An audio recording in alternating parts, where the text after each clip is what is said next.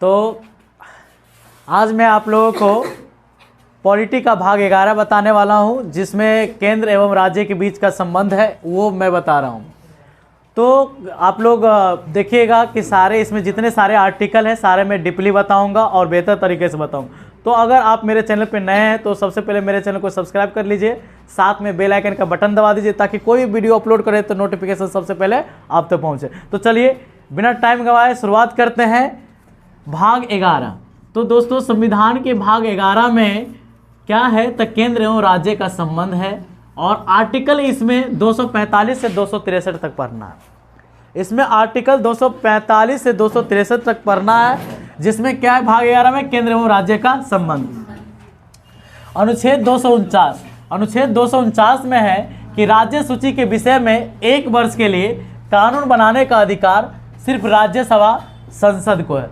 तो दोस्तों जैसे आप लोग अनुसूची टोटल 12 होते हैं, 12 में 7वीं अनुसूची में शक्ति का विभाजन है, जिसमें राज्य सूची में भी कुछ विषय है, संघ सूची में भी है और साथ में तो कहने का मतलब है कि राज्य सूची में जो भी विषय है उसमें 1 वर्ष के लिए जो कानून बनाने का अधिकार है वो सिर्फ किसके पास है? राज्यसभा संसद के पास है। उसके बाद अनुच्छेद 253 है, संसद किसी भी अंतर्राष्ट्रीय संधि को किसी भी राज्य में लागू कर सकते हैं बिना उस राज्य की अनुमति से।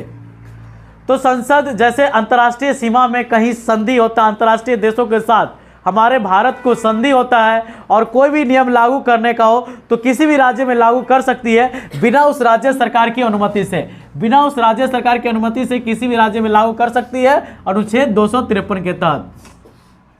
अनुच्छेद 262 में देखिए क्या अनुच्छेद 262, 2 राज्यों के बीच उत्पन्न नदी विवाद को सुलझाने के लिए रिटायर जजों का समूह बनाया जाता है, जिसे क्या कहते हैं? न्यायाधीकरण, और अंग्रेजी में ट्रिब्यूनल, हिंदी में न्यायाधीकरण और अंग्रेजी में ट्रिब्यूनल कहते हैं। तो ध्यान दीजिएगा अनुच्छेद 262 के तहत जब आपसी राज्यों में, जैसे हमारे भारत में टोटल 28 राज्य है, तो किसी नदी को लेकर के 2 राज्यों के बीच अगर विवाद होता है उसके जल के लिए, उसको डैम बिजली उत्पादन के लिए, तो उन 2 राज्यों के बीच सुलझाने के लिए जो रिटायर्ड जज है उसका समूह बनाया जाता है और उस समूह को हम लोग न्यायाधीकरण कहते हैं और उसके द्वारा सुलझाया जाता है। चलिए तो आगे देखिए अनुच्छेद 263। तो अनुच्छेद 263 में है राज्य के विवाद को सुलझाने के लिए अंतर्राज्यीय परिषद का गठन किया जाता है।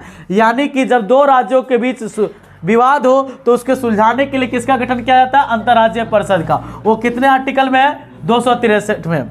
और इसमें क्या है, इस परिषद में कौन कौन शामिल होते हैं? तो ध्यान दीजिएगा, सभी राज्यों के मुख्यमंत्री, साथ में कैबिनेट मंत्री और प्रधानमंत्री, जो भी इसमें अंतर्राष्ट्रीय परिषद गठन कौन कौन करता है? सभी राज्यों के मुख्यमंत्री, कैबिनेट मंत्री और प्रधानमंत्री। और साथ में यह बैठक जो है साल में 3 बार हो सकता है, उससे ज़्यादा नहीं हो सकता। तो चलिए फिर एक बार हम सारे का रिपीट कर लेते हैं, रिवीजन कर लेते हैं ताकि पूरा अच्छी से क्लियर हो जाए।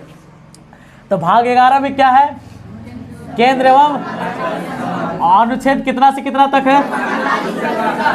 अच्छा, राज्य सूची के विषय में 1 वर्ष के लिए कानून बनाने का अधिकार किसके पास है और कितने आर्टिकल में है? अच्छा, चलिए सांसद किसी भी अंतर्राष्ट्रीय संधि को किसी भी राज्य में लागू कर सकते हैं, किस आर्टिकल के तहत? और क्या राज्य की अनुमति लेना पड़ेगा? बिना राज्य की अनुमति से लागू कर सकता है। साथ में अनुच्छेद 262, 2 राज्यों के बीच उत्पन्न नदी का विवाद सुलझाने के लिए किसका समूह बनाया जाता है? रिटायर्ड जजों का। उसको क्या कहते हैं? न्यायाधीकरण। किस आर्टिकल के तहत? चलिए अनुच्छेद 263, राज्य के विवाद सुलझाने के लिए किसका गठन किया जाता है? अंतर्राज्यीय। किस आर्टिकल के तहत? अंतर्राज्यीय परिषद के गठन में कौन कौन रहता है शामिल?